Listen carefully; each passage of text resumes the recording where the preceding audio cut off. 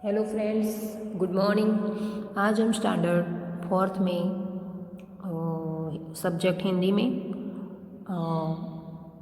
Lesson 5 देखेंगे। दम्मक दम्मक आता हाथी। तो एक कविता है, वो प्रयाग शुक्ल ने लिखी है। तो प्रस्तुत कविता प्रसिद्ध रचनाकार श्री प्रयाग शुक्ल द्वारा रची गई है। आपने साहित्य की विविध विद्याओं पर सशक्त रूप से लेखनी चलाई है। बच्चों के लिए आपने बहुत उल्लेखनीय रचनाएं रची है।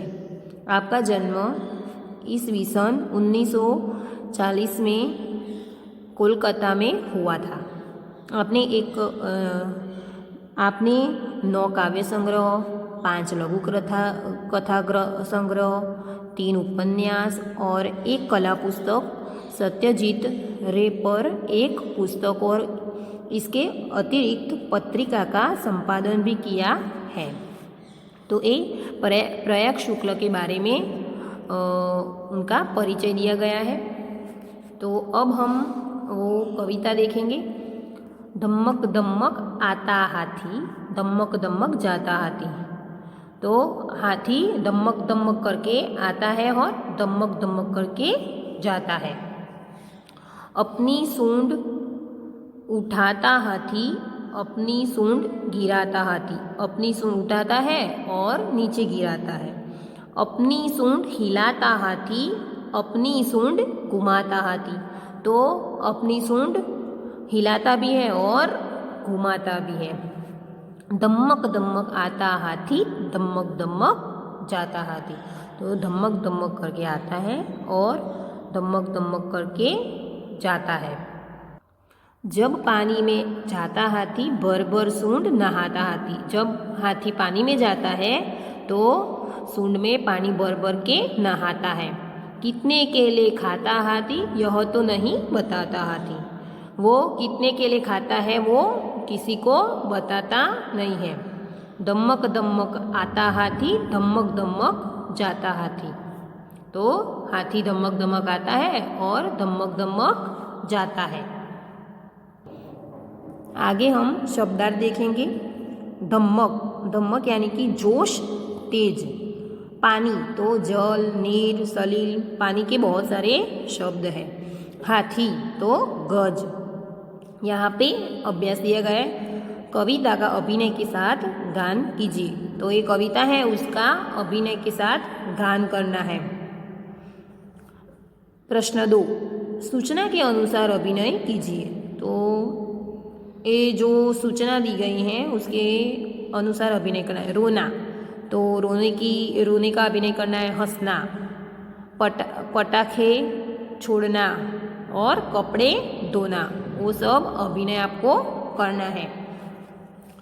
प्रश्न 3, पढ़िए और समझिए। तो ये पढ़ना है और समझना है।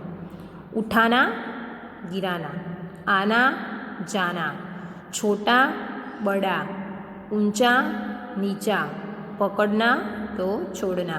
तो ये सारे पढ़ना है और समझना है। आगे देखते हैं। ब, ऊपर दिए गए विलोम शब्दों पर आधारित वाक्य बनाइए। जैसे कि उठाना और गिराना, वो आगे शब्द थे। तो गिरे हुए को उठाना चाहिए, हमें किसी को गिराना नहीं चाहिए। और पीछे दूसरे कई सारे जो दिए गए थे शब्दार्थ, आना जाना, छोटा बड़ा, वही सब शब्द के आपको वाक्य बनाने हैं। और आगे देखेंगे, चित्र के आधार पर कहानी का कथन कीजिए। तो ये कहानी मैं आपको सुनाती हूँ, तो आप ध्यान से सुनना। तो बच्चों, यहाँ पे ये जो चित्र दिए गए हैं उसके आधार पर मैं आपको कहानी सुनाती हूँ।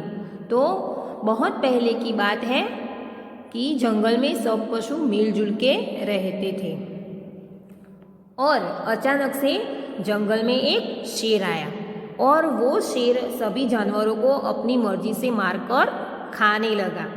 इससे परेशान होकर सभी जानवरों ने सभी जानवर मिलकर वो शेर से मिलने गए। सब जानवरों ने कहा, हमने एक निर्णय लिया है। तो हम में से रोज एक जानवर यहाँ आकर आपका भोजन बनेगा। शेर ने और ऐसा सब जानवरों ने कहा। और फिर शेर ने कहा, मैं क्यों तुम्हारी बात मानूं? तो खरगोश ने कहा, ऐसे ही चलता रहा तो थोड़े ही दिनों में हम सब मर जाएंगे, फिर आपको खाना नहीं मिलेगा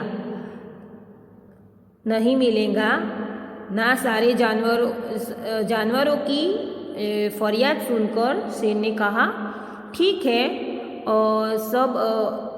अब बच्चों, रोज एक जानवर शेर का भोजन बनकर जाने लगा। एक दिन खरगोश की बारी आई। खरगोश नियमित समयसर पर न जाकर शेर ने कहा, इतनी देर क्यों?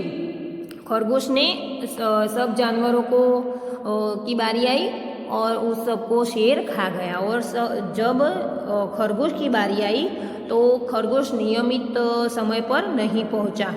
तो शेर ने कहा, इतनी देर क्यों? तुम्हें खाने से अब भूख भी नहीं मरेगी।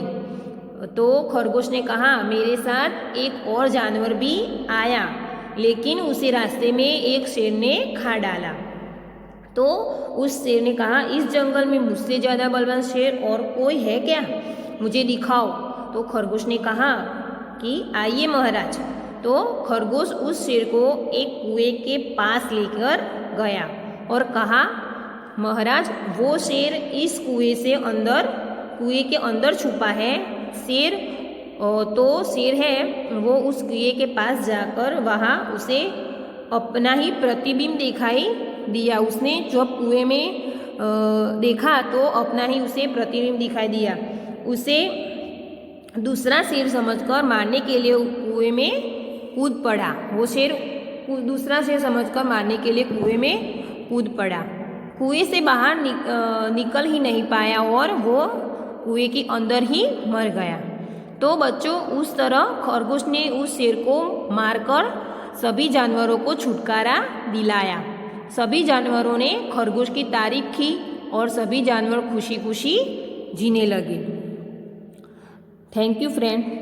और आगे हम इस स्टोरी को मैंने आपको समझाया और आगे हम देखते हैं स्वाध्याय। हम स्वाध्याय देखेंगे तो प्रश्नों के उत्तर दीजिए। हाथी किस तरह से आता है? तो हाथी धमक धमक आता है। नहाने के लिए हाथी सूंड में क्या भरता है? तो नहाने के लिए हाथी सूंड में पानी भरता है। हाथी क्या खाकर बताता नहीं है? तो हाथी केले खाकर बताता नहीं है। हाथी पानी कहाँ डालता है? क्यों? हाथी पानी अपनी सूंड में भरकर नहाता है। प्रश्न 2, चित्र में हाथी में कुछ अंग नहीं है, उसे पूर्ण कीजिए एवं चित्र में रंग भरिए। तो ये हाथी का चित्र दिया गया है, इसमें आधा अधूरा है वो चित्र, तो आपको ये पूरा करना है। यहाँ पे भी पूरा करना है और यहाँ पे सब आपको घर से पूरा करना है चित्र और रंग भरने हैं। Thank you friends.